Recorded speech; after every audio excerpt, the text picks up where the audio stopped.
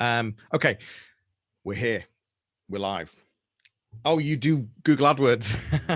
What questions have you got? How's it working? What return on investment do you get? If you've never done Google AdWords before, put a no. If you've done Google AdWords before, put a yes in the chat. Help me understand. What is it you're wanting to get out of this session? What are the things that you want to learn? Have you never done Google Ads? Have you done it before? What are the things that you want to know?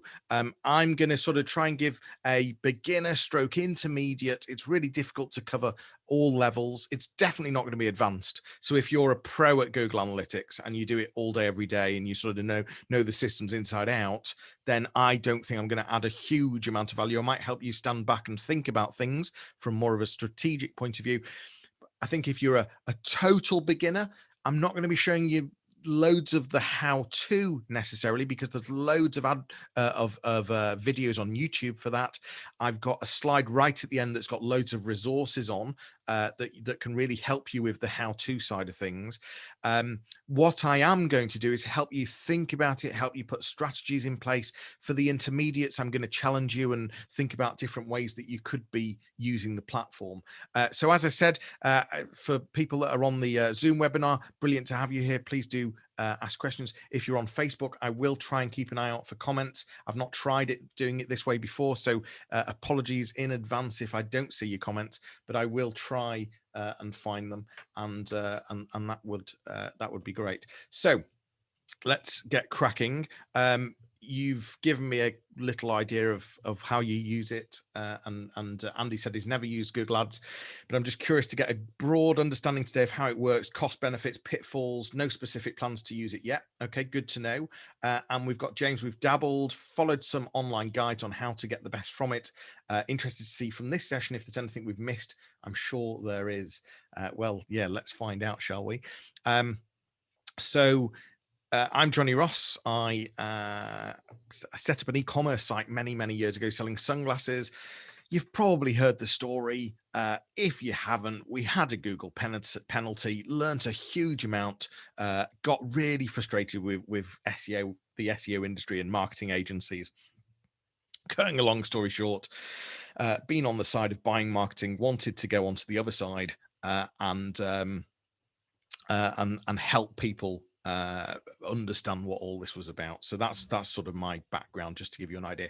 And let's just give you a really good, clear overview of web traffic. So what does that look like? And let's just understand this. So we've got organic traffic, which is natural. People do a search in Google, they find you, and they click the link, and that's called organic traffic. The paid stuff is what we're focusing on today. So it's those ads at the top. It's, if you can see this slide, the tiny little green ad word, it's in green just underneath the link. That shows that it's an advert. You've typically got adverts at the top, the bottom, sometimes the side, but mainly the top and the bottom. And these are paid to be there. And if you were to click that, it would be, you'd pay per click. PPC, pay per click. It's called Google Ads. It's called Google PPC. It's sometimes classed as remarketing, shopping. So all of these things fall under the banner of Google Ads or paid. And so shopping, there's a whole nother session which we're not going to cover today, which is if you've got an e-commerce site, you can set up shopping in a Google Merchant account, which basically puts all your products into Google from a paid point of view, paid advertising point of view. The whole thing links to Google AdWords, but we're probably not going to focus too much on the shopping element of that today. The remarketing element, just to cover that very quickly, is you can use Google Ads to see if someone's been on your website. If they've been on your website, you can then track them and then start remarketing to them, showing them adverts to get them back onto the website. And based on that data, you can then bring more people back to the website. So I was just having a little look, because as I've said to you, I am experimenting with this Facebook Live. Has anyone managed to see if that's gone live? Because I can't see it live at all. I'm just wondering if that's working or not. But anyway, that's a shame, and I don't want to waste any more of your valuable time. So, but it'll be good if anyone can see if that's working and how it's working. There There we go. So the rest of traffic across the web, we've got display traffic, which is adverts. So you might see a visual advert. So not a text advert. On this graphic here on this slide, we've got a text advert, but on the Google display, that's where you've got visual adverts, designed adverts, and they can be across Google's network. And again, if people click it, there's a cost per click, and that's also in the paid account. Social traffic from Twitter, Facebook, LinkedIn, email traffic from MailChimp, etc. Referral traffic from other people's websites, great for SEO. From if I'm a solicitor, I've got a link from the Law Society, brilliant link. If someone clicks it, it's classed as referral traffic. And lastly, we've got direct traffic where they type it directly into the browser, and that's exactly what you would you'd get exactly to the website, and you wouldn't be going through the search engine through Google, for example. So that would be the other thing to the other way of one of the other elements of web traffic. So hopefully you're all on the same page there. Lynn says, are you Facebooking as you or Fleek? Can't see anything live on either. It tells me I'm live, but I agree, I can't see it either. So I really was wanting to experiment, but I really don't want to waste your time. Yeah, I was wondering the same because I can't see it, but it says I'm totally live. But yeah, anyway. That's why you need to test and experiment, don't you? So the key thing here to get the best out of Google Ads is to fully understand your business objectives and goals. And I've done this on a number of different workshops. And the thing, you're never going to be strategic in something like Google Ads where you're paying to be there if you haven't set these business objectives and goals. So it's about having really smart business objectives and goals, specific, measurable, agreed, realistic, timely, and then putting that into some kind of strategy and coming up with some kind of plan out of that. So, how many customers are you looking for? What type of customers are they? Exactly how many sales are you after? How many inquiries are you after? How many inquiries are you after to turn into, X number of leads? So, if you're going to spend $1,000 on Google Ads, what do you need in return to get that money back? And that is really important. And it's so you've got to really nail that and be very clear about what it is that you're trying to achieve. And then the next question is, what are you willing to pay people to do? So is it fill out a form? Is it make a purchase? Is it a secondary call to action? Maybe they're not ready to buy. So what are the secondary things that you could get them to do? Whether that be watch a video, whether it be to educate them, to get them to download something, whether it be a white paper, maybe it's to subscribe to content, maybe it's to build a list. What are the things that you would be willing to pay people to do? And my advice is to come up with a list of those things so that it's very strategic and you can measure these things, because one of the things we're going to cover today is tracking. And do not do Google Ads until you've got tracking in place. You need to be able to, at a touch of a button, know what's working and what's not, and what's triggering downloads, what's triggering contact forms, what's triggering people to watch a video, so that you can categorically say, for that £100 we spent, £1,000 we spent, that's what's happened. Or alternatively, more importantly, for that specific ad, because what happens in Google AdWords is you'll have a number of different adverts. So that's the ad that's triggered it. That's the keyword that's triggered it. And this tracking is just so important, and we'll definitely cover that. As I said, if you've got questions or if you want things in specific, please do ask. So what does the perfect visitor do? As I said, what are you wanting them to do? Is it complete a form? Is it sign up? Is it make an inquiry, make a booking, read content, watch a video, request a callback?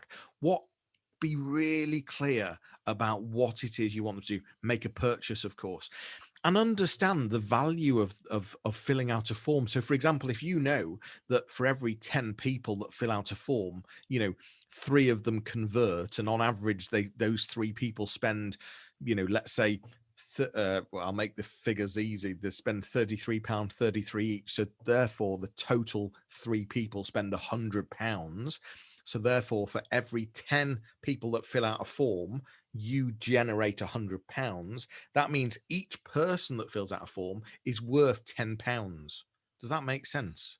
So it's about understanding the conversion rate, looking at, okay, well, if for every 10 people that call us, because we can track that, we probably convert 3, 5, 7, whatever it is, they on average spend X amount.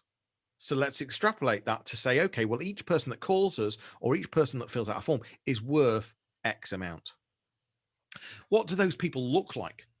Let's really get into the heads of them. And in other sessions, I talk a lot about personas. Here, you need to really think about the devices they're using, the gender, the visit time, the age range, the location, the language. You know, is this someone that's Googling at 7 o'clock at night and on a Sunday? Or is this someone that's Googling at 7 in the morning on a Monday? And what's the difference in intent there?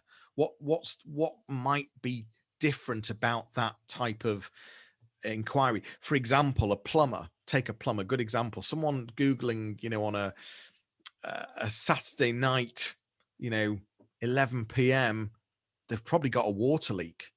Someone Googling at 10 o'clock on a Monday morning might be looking for a new bathroom. So these things can really dictate the type of adverts you do if you can really understand the people. And you can get this data by doing adverts and testing and trying.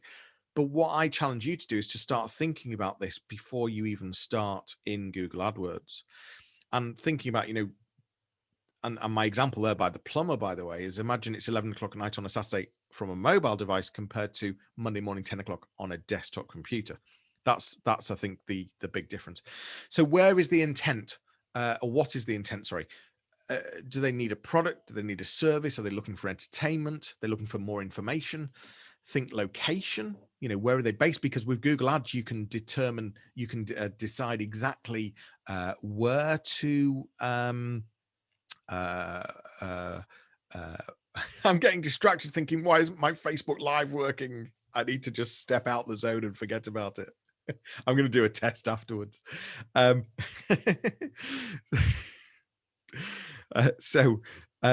Is it with Google Ads, you can base adverts on their location. So, you can only show adverts to people that are in Yorkshire, people that are in Leeds, people that are in a specific postcode. Maybe you want to just target adverts to people that are in Manchester, Birmingham, and Glasgow.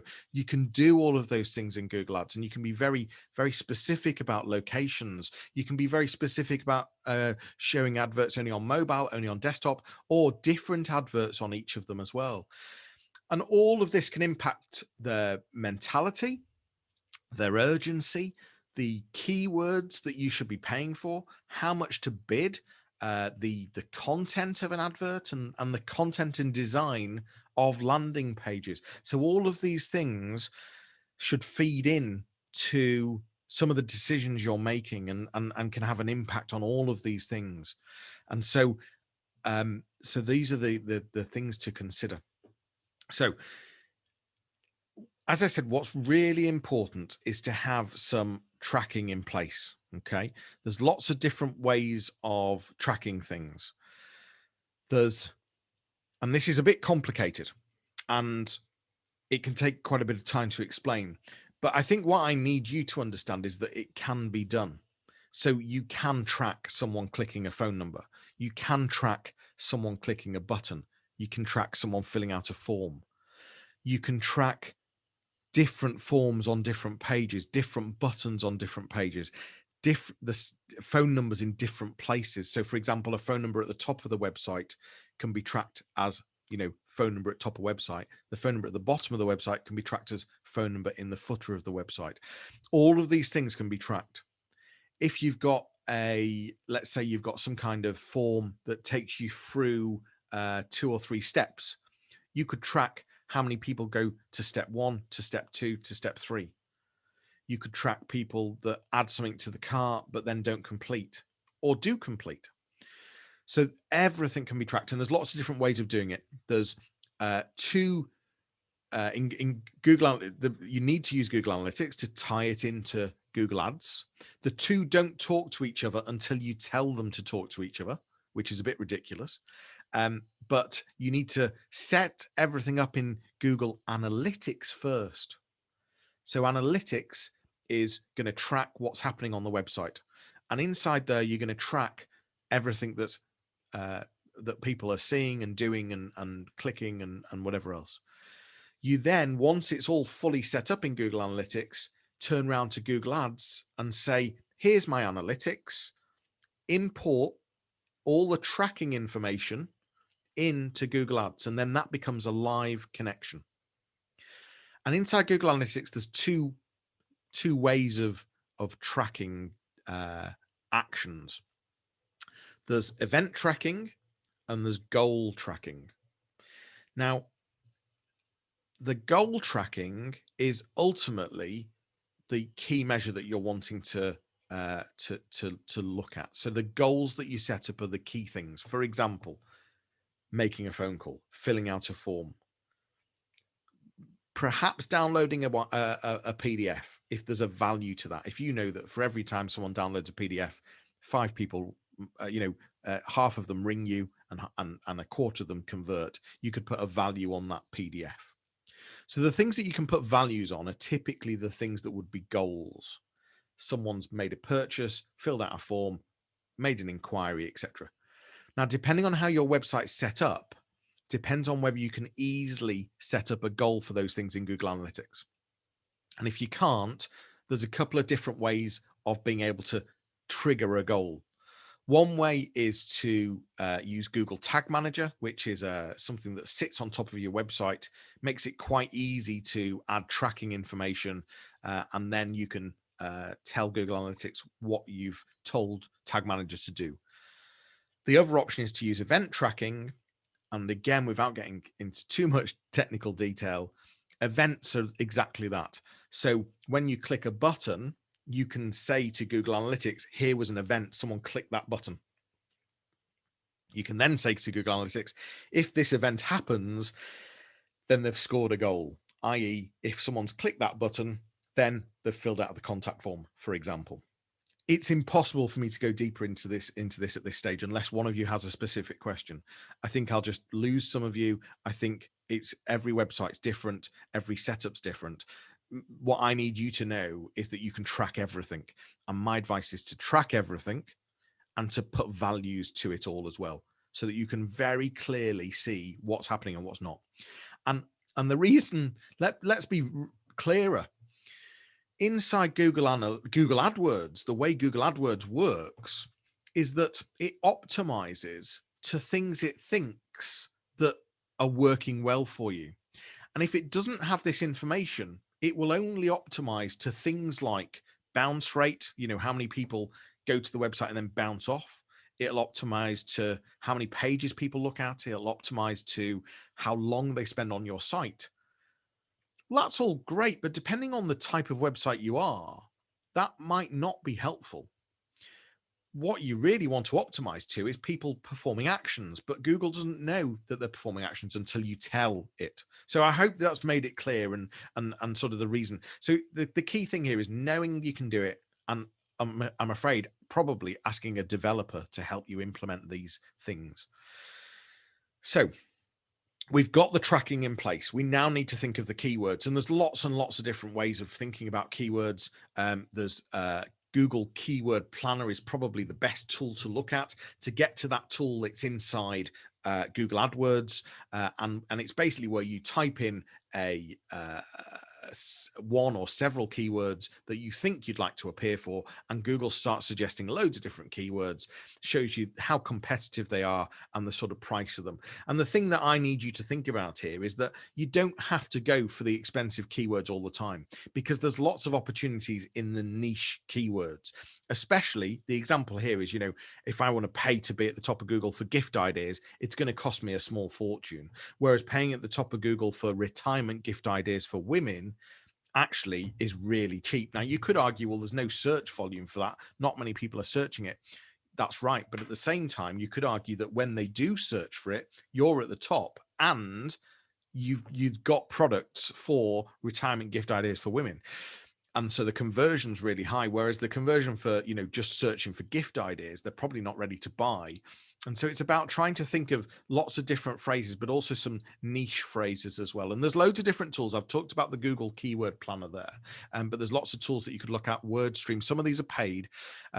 WordStream, Keyword.io, SEMrush, KW Finder, Moz, Souvle, and Uber Suggest.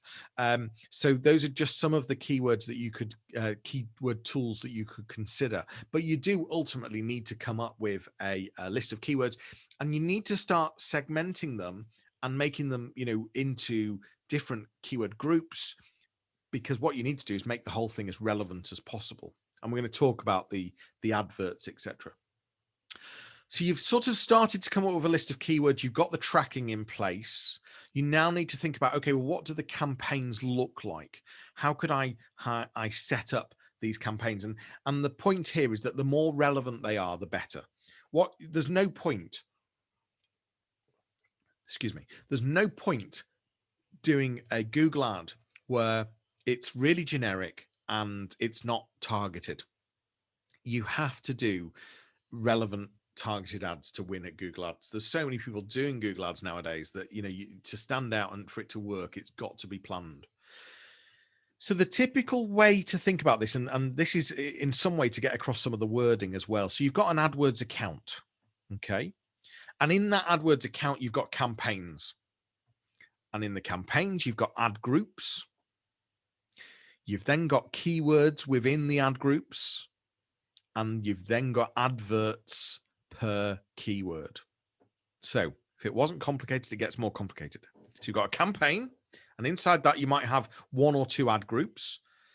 That dictates the different keywords, and then you might have variations on the adverts as well. So that's the way to think about it. It's the way it works. It's the way to try and segment this out. And I'll give you some examples, so don't panic. So campaign 1, maybe we're a garden center. Campaign 1 is focused on seeds. Campaign 2 is roses. Campaign 3 is outdoor buildings. Within campaign 1, we've got 3 ad groups. We've got flower seeds, grass seeds, and vegetable seeds. Within campaign 2, we've got roses, which is climbing roses, bush roses, and scented roses. And in campaign 3, we've got outdoor buildings, which covers sheds, summer houses, and conservatories. I fully understand that you may well be selling services. Totally get it. But the words that are being used have to be segmented. Because if people are, I do training, consultancy, learning and development. What else could you call it? You could call it courses, online courses, one-to-one training, in-house training. There's just for the word training, there's lots of different ways you could describe that. If someone searches on the word courses, I want to make sure that I talk about courses. I don't want to talk about learning and development necessarily, because I want to use their language. So the search for, because everyone else on Google's page is going to be using their language. Trust me. So if I search courses, I want to see content that's all around courses, and I want to be taken to a courses page. I don't want to be taken to a training page, because that's not what I search for. And the chances of me clicking it aren't as high, and the chances of me going ahead aren't as high. So it's about segmenting based on either product or service, or even just the way things are described, the keywords. Any questions so far at all, by the way? Are we doing okay? Is everyone still here? I can see you are. So that's good. And I've given up on Facebook Live. You'll be pleased to know. So we've got our different campaigns. We've split them up into ad groups. Each, to make it easier to manage this, give each campaign an appropriate name. Make sure you can easily identify the campaign. There's no point calling it campaign 1, ad group 2. Well, all of a sudden that just makes the whole thing a lot more difficult for you. So make it easy to be able to then use AdWords and look at the data by naming the campaigns and naming the ad groups. Split each campaign into ad groups. So ad groups let you segment your campaigns into multiple parts to achieve even greater focus and simplicity. Stick to one theme per campaign. We recommend you structure your AdWords account similar to the structure of your website, i.e. separate your campaigns by the themes or product lines your website is divided into. Try to aim for at least 3 ad groups per campaign. Now, the reason for this is that you want to be able to test, and the number of ad groups you will need will vary depending on the size of your product offering and business, but aiming for a minimum of 3 will ensure that each ad group is tightly themed and will help you write specific ads. So as well as testing, it gives you the ability to be really specific. So you've got that sort of training, courses, in-house courses. And I think you can only have 20 keywords in each ad group as well. So it's about that. It's about really being sort of quite specific and relatable in each ad group. And just like campaigns, each ad group should have one common theme. So focus on a single product or service that you offer in each ad group. This will make it simple to create focused, effective keywords and ads. For example, a garden center could have a campaign with a theme of seeds, and an ad group in that campaign might be flower seeds. So hopefully this is making some sense so far. Now, the ideal is that campaigns should only have one goal. What is the goal of that campaign? Is it to fill out a form? Is it to make a phone call? Is it to download a PDF? Is it to watch a video? What's the key thing you're trying to get to action here? And as I said, campaigns should be kept manageable by having a maximum of around 20 keywords per campaign, and ad groups should have 3 adverts. And the reason for that is testing, so that you can see this advert versus this advert versus this advert. What was the way you've written the words, the way you've capitalized the letters, the call to action you've put in there, which are the things that are triggering the goal? And that can be really important, because if you just do one advert, you're never going to learn, by the way, because you do it and then you think, well, I'll try something else next time or whatever. Whereas if you've got 2 or 3, you're able to say, well, actually, 60% converted on this one, 0 on this one, 10 on this one. So it's about really being able to test and try different things. Now, things to think about. So how are you going to split up your campaigns and ad groups? What are your adverts going to say? We need to get onto that. What are your landing pages going to say? It's all well and good me searching courses, me finding an advert talking about courses, click the link, get to the website, and you're talking about pink elephants. And I'm like, I came looking for courses. What are they going to drive people to do? And what settings are you going to have? So based on location, device, match types, we're going to come on to match types, quite a big subject, and days and times.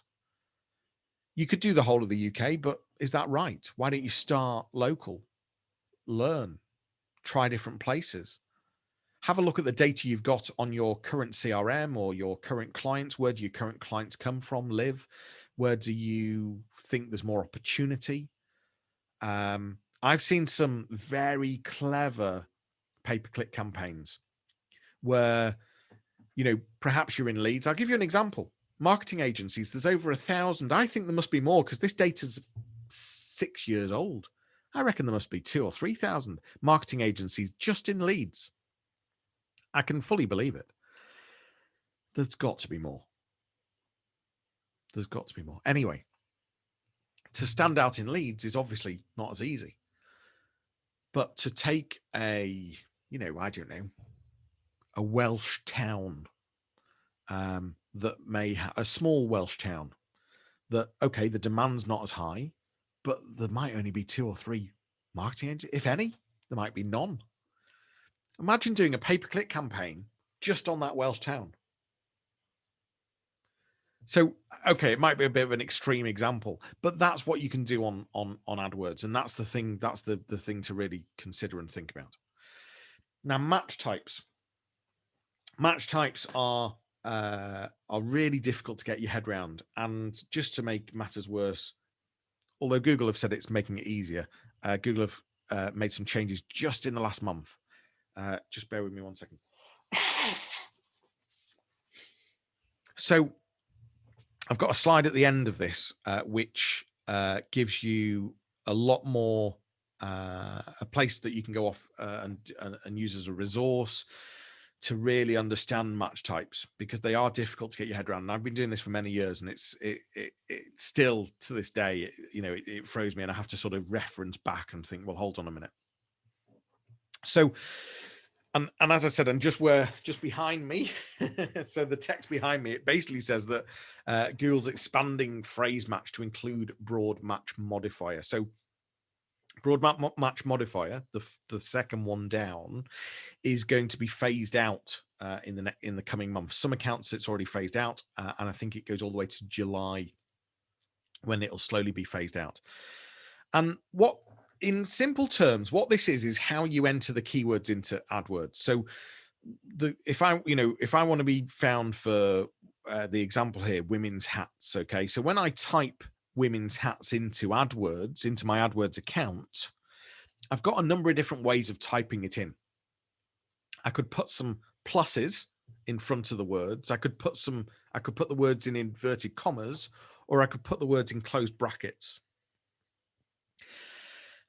Or I might just put the words without any brackets, or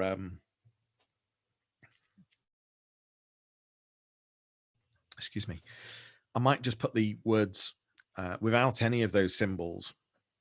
And what this does is it tells AdWords how to use the words when someone searches for them. So the first example, broad match, taking women's hats. You don't put any special symbol with it. It basically includes misspellings, synonyms, related searches, and other relevant variations. So for example, someone searching by ladies' hats would find women's hats, if women's hats was one of your keywords. The broad match modifier, which is becoming into phrase match, but just so you understand it, is where you use the plus sign, and you've basically said it must contain the modified term or close variations, but not synonyms in any order. As an example, hats for women. We've then got phrase match, which is in inverted commas. That's where you've put women's hats in inverted commas. And here we're saying are a phrase and a close variation of that phrase. For example, by women's hats. So we're sort of including, or very closely including, the phrase in the search. And then the exact match is where it's got to be absolutely exact. It says a very close variation of that exact term. It's pretty much, it might be that the apostrophe wasn't there, for example, or maybe you've used the word a or on or of, for example. So so those are the different types of matches. Now, what I find in most accounts when someone first starts in AdWords is they've never considered this, and all of them are broad match. And I look at the account and I can see that they've spent £300, £500, and I start looking and I find that, out of the £500, £400 has been spent on words that are just like phrases or sentences or searches that are just like totally not relevant. Like, why have you paid to be at the top of Google for this?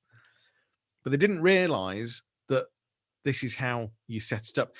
And at the same time, the other extreme, where everyone's used exact match, they've hardly spent any money in the account, they've hardly triggered many ads, and they've really not got any business out of it because it's so specific that it's just not triggering adverts. So there is an in-between, and that's that phrase match. But it's about, where do you start? And you could argue that you start at broad match to try and buy some data.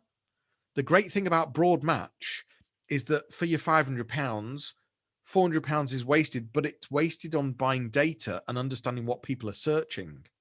So you start seeing, oh, right, people are searching X, Y, and Z.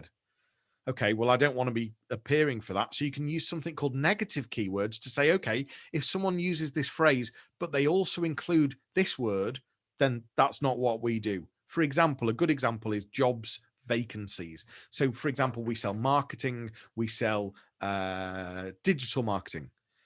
Now, but we don't sell digital marketing jobs. So someone searching for digital marketing as a broad match, if someone searched digital marketing jobs, they would see our advert. Well, we don't want that because we don't have digital marketing jobs.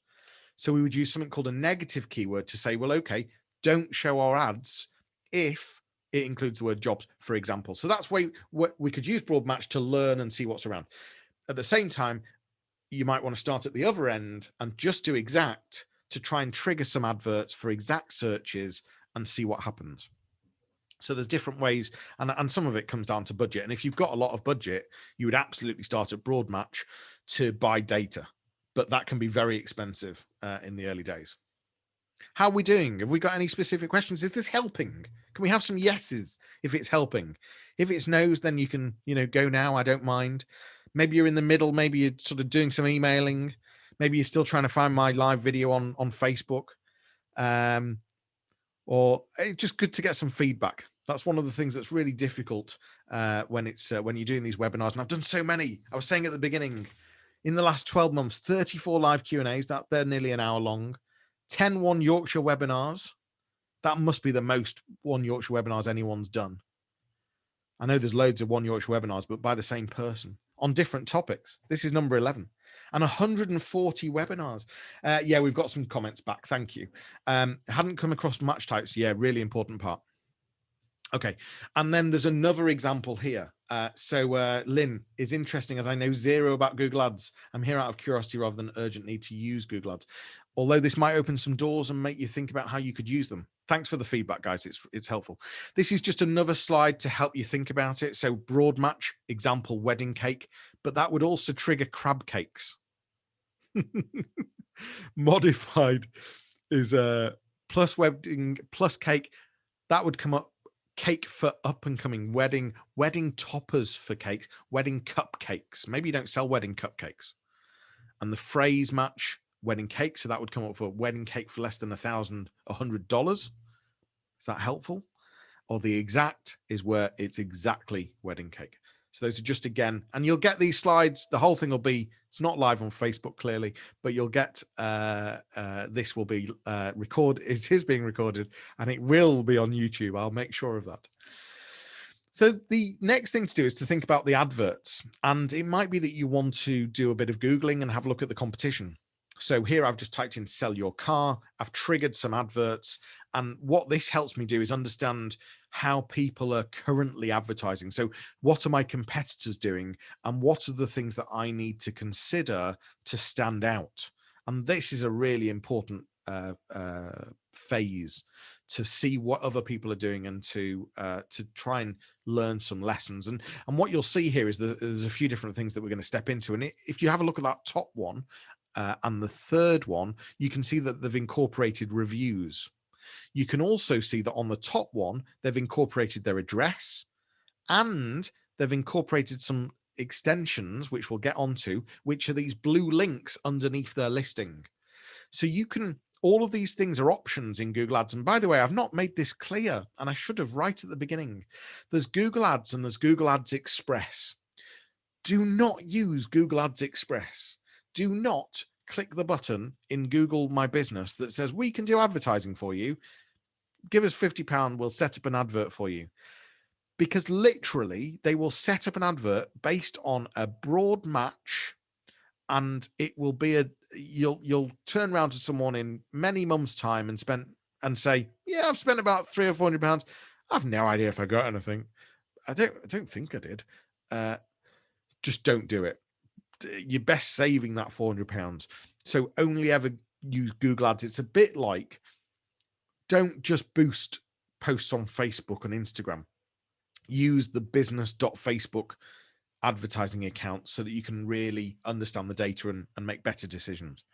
So these are the ads. Have a look at them. Have a look at what competitors are doing and understand things that you can add to the ads: addresses, phone numbers, links to add more content. You can control what's in green. You can control what's in blue. You can control what's in black. The whole thing is controllable. Even if you're taking them to a particular URL, you don't have to show that particular URL here. And that's really important. So we've got the keywords. We need to think of the keywords. If I've searched for course, I want to see that word course in the advert. You need to give me the benefits. You need to give me a clear call to action. Tell people what to do. So we've got to think of keywords and keywords in the URL. So, I'm selling a course. but actually my URL is training. But what I'm going to do is in the green, I'm going to tell Google Ads to show it as courses. It makes it more relevant. There's more chance I'm going to click. And this happens all day, every day. So when you see that relevant ad in Google Ads, there's a lot of trickery going on behind the scenes as well. Let's just think a bit more about these adverts. So we've got some keywords. We've got garden sheds, wooden garden sheds, buy garden sheds, cheap garden sheds, large garden sheds, small garden sheds. This produces lots of different types of adverts. So here we've, if someone searched for cheap garden sheds, we should show the word cheap. Cheap garden sheds, free delivery, 10-year guarantee, buy online, call us now. It's got the call to action.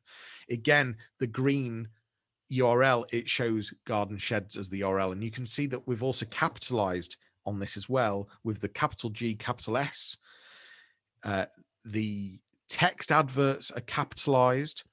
There's I'm not sure the exact number, maybe 20-25% uplift on clicks using, looking at the data, using capitalized sentences. And I'll remind you that later on. So what's right? Well, headlines that focus on the product that's for sale and contains relevant keywords on the left-hand side. The description details specific benefits, includes instructions to customers on what they should do, the action they should take. It's got the clear URL that's relevant. On the right-hand side, we haven't got a headline that focuses on the keywords that I've searched for. It's focused on the company. It's very generic.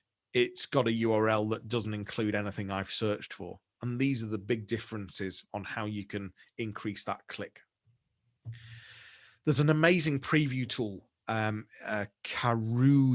Don't know how you pronounce it. Karuya?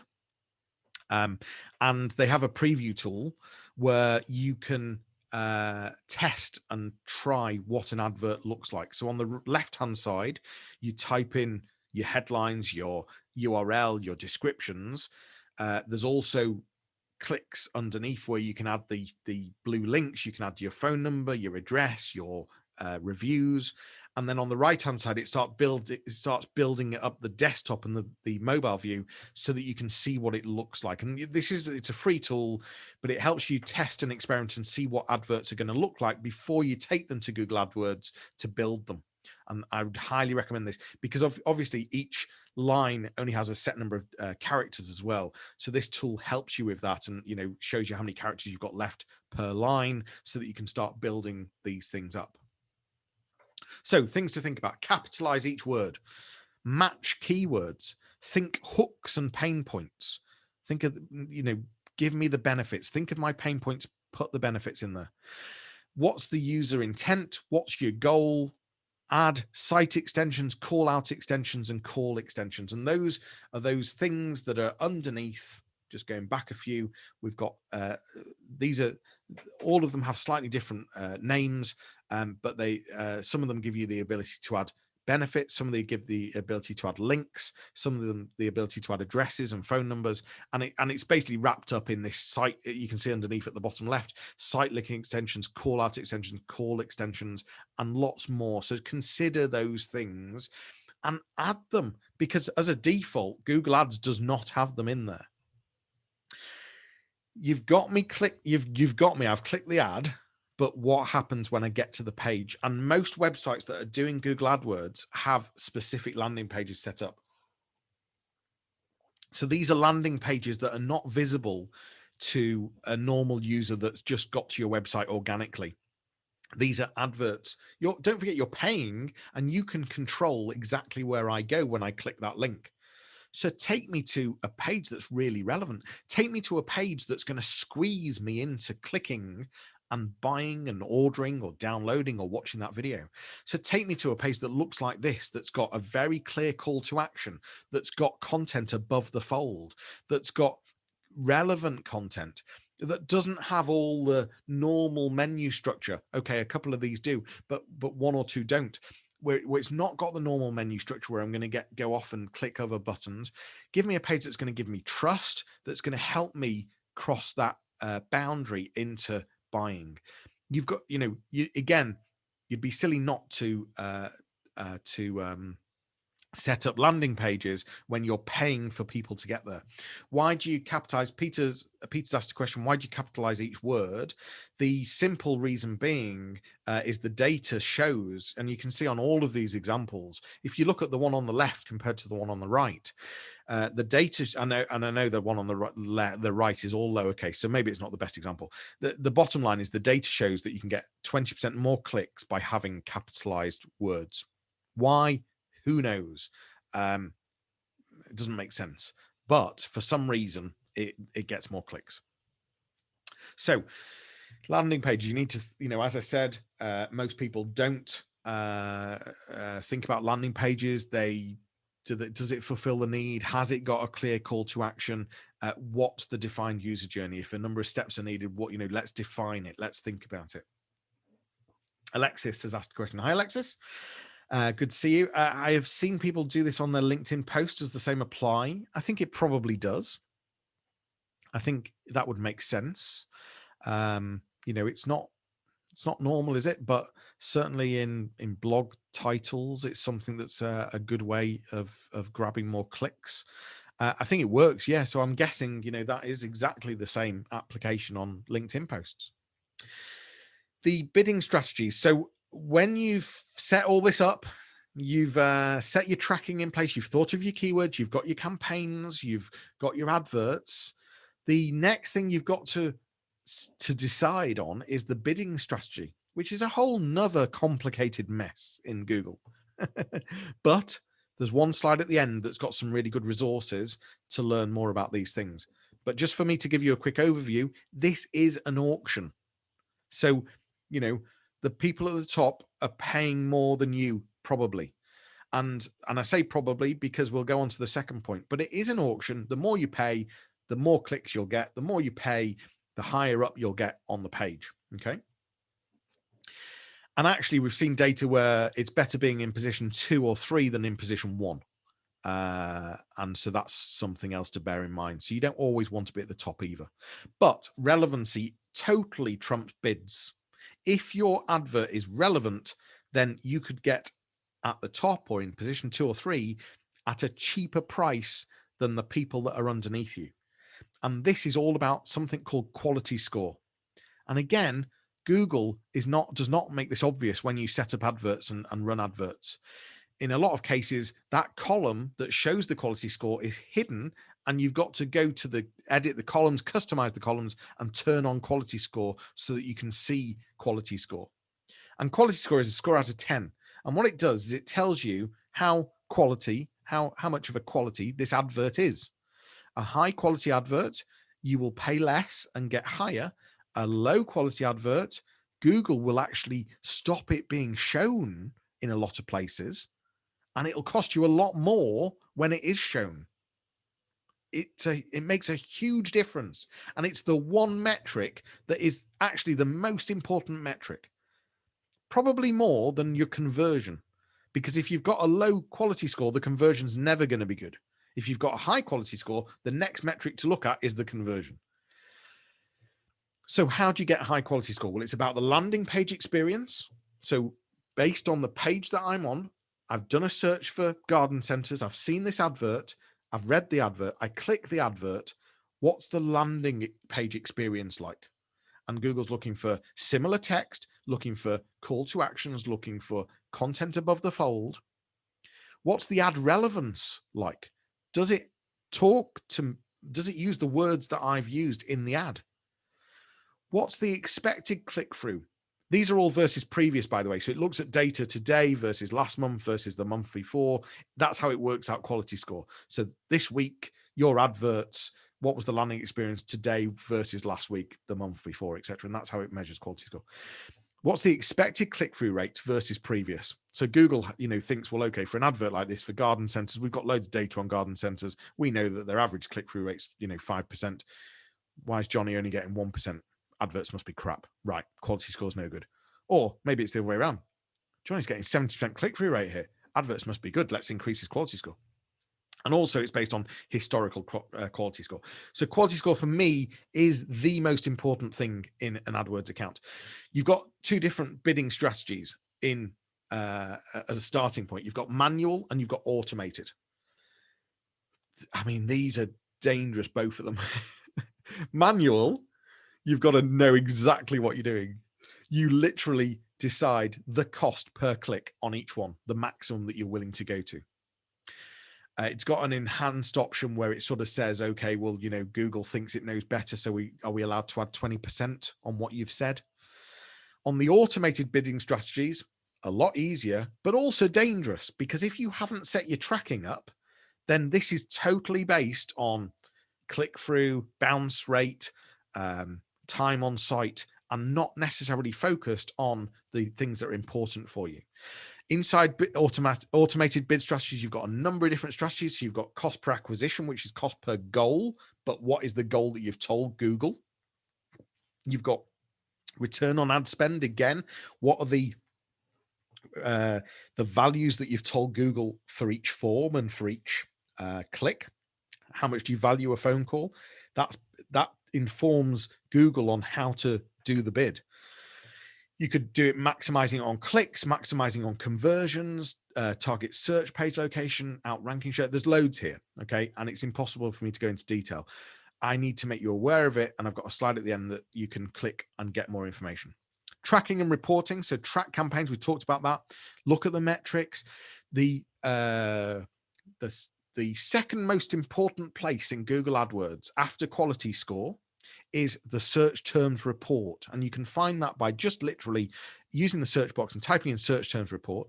And what this does is it shows you the keywords, phrases, questions, whatever it might be, that you've paid for people to click your link. It shows you that data. If you've got broad match, especially, it shows you that, well, for any campaign, of course, it shows you the data on how much you've spent per phrase. So turns out, you know, we spent 80% of our budget on people searching digital marketing jobs. Brilliant. We don't have any, as an example. So the search terms report is really important. Quality scores, they're found at keyword level. The Google Analytics we've got for connecting it up, and, you know, get all of this is then going to help you get that return on investment. How can you improve? So do more of what works, stop what doesn't work, increase budgets and campaigns, be more targeted, use negative keywords. I talked about that earlier. So if you don't want adverts to appear for the word jobs, add jobs as a negative keyword. Think about all, you know, use the search term report, find out what people are clicking on, add the stuff you don't want as negative keywords. Test with 2 different adverts, 3 different adverts. You can test different landing pages. You can test different color buttons. You can test a red button on a landing page versus a green button on a landing page. All of these things are fully possible. So the key points: planning and research. Keep the user intent in mind. Keep everything relevant, quality over quantity, track, monitor, and review. Here's the tools: Google Keyword Planner, Google Analytics. I talked about the Karuya preview tool. And then there's enterprise tools where you can pay a lot more, WordStream and Optio, if you really wanted to go up another level, but they are expensive. Here is the slide that I probably kept referring to. So you might want to take a quick screenshot. This will be available on YouTube later, if not tonight, tomorrow morning. I promise you I'll send it you. But here is the links to further information and to further reading on bid strategies, on match types, etc., etc. As always, it's been brilliant you being here. Thank you so much. This is the, please don't go just yet. I'll just keep you for 1 minute. This is the last of my One Yorkshire series, which has been brilliant. I've been doing it since the beginning of December. I did the first one for One Yorkshire as well, Yorkshire Mafia. This is the last one. So thank you so much for being with me on this journey. If you fancy listening to me more and I interview people, I try and give even more value and more advice, go to the podcast, which is podcast.fleek.marketing/listen, and join the Facebook group. We've got a Facebook group, which I set up, as I said, 1 year and 3 days ago, which is the Yorkshire Business Club on Facebook. It would be brilliant to see you in there. And if you think this is all a load of nonsense, challenge me. Or if you've got questions, ask me. So I'm at Jonny Ross, or I'm on LinkedIn /Jonny Ross. And again, just once again, thanks for being here. And if this was helpful, please tell others, share it, and hopefully I will see you all soon. Take care, have a great day, and keep smiling. Bye-bye.